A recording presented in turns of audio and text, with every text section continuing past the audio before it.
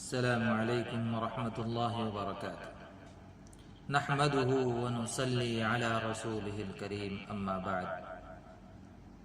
آج کا عنوان ہے والدین کے سامنے تواضع اختیار کرو۔ پانچویں ہدایت یہ فرمائی، اعوذ باللہ من الشیطان الرجیم، بسم اللہ الرحمن الرحیم، واخفض لهما جناح الذل من الرحمہ، یعنی ماں باپ کے سامنے شفقت سے انکساری کے ساتھ جھکے رہنا۔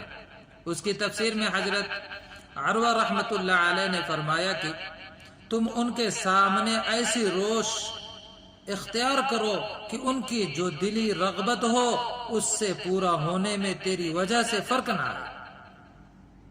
اور حضرت عطا ابن ابی رباح رحمۃ اللہ علیہ نے اس کی تفسیر میں فرمایا کہ ماں باپ سے بات کرتے وقت نیچے اوپر ہاتھ مت اٹھانا، یعنی ہاتھوں سے اشارے نہ کرنا، جیسے برابر والوں کے ساتھ بات کرتے ہوئے ہاتھوں سے اشارے کرتے ہو۔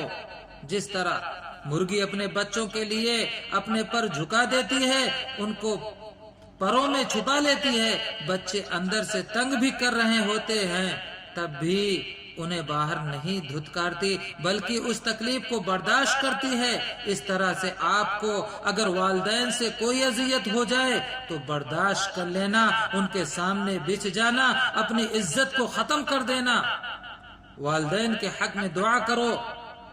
چھٹی ہدایت یہ فرمائی کہ ماں باپ کے لیے یہ دعا کرتے رہا کرو، رب ارحمہما کما ربیانی صغیرا، کہ اے میرے رب ان دونوں پر رحم فرما جیسا کہ انہوں نے مجھے چھوٹے پن میں پالا اور میری پرورش کی۔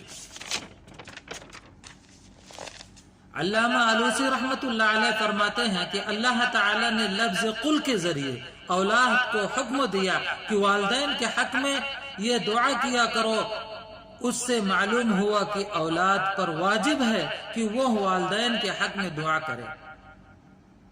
ایک حدیث میں ہے کہ جب کوئی بندہ والدین کے حق میں دعا نہیں کرتا تو رزق کی تنگی میں مبتلا کر دیا جاتا ہے۔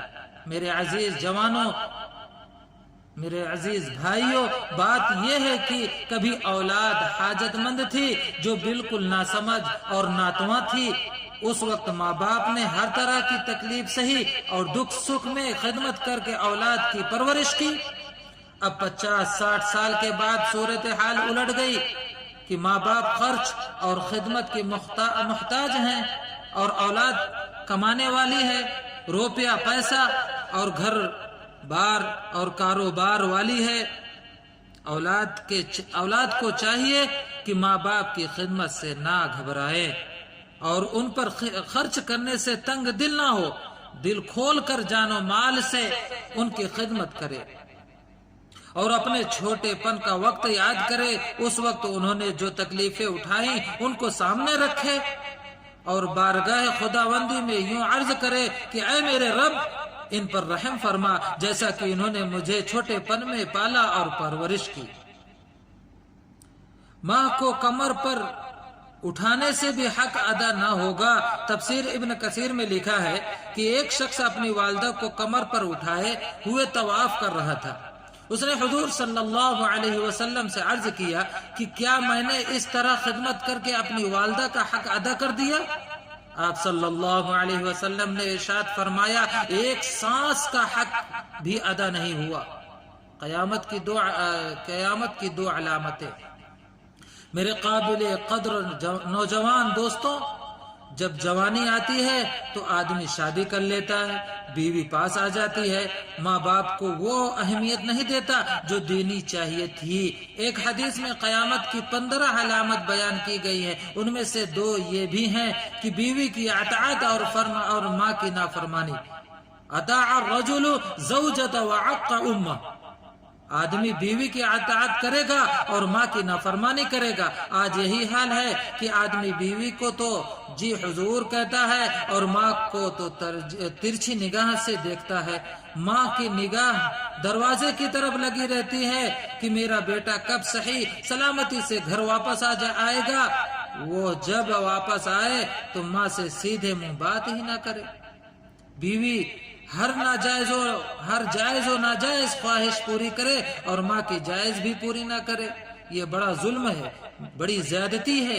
ماں ہے، بیوی بیوی ہے، ماں بیوی کا حق نہیں لے سکتی، بیوی ماں کا حق نہیں لے سکتی۔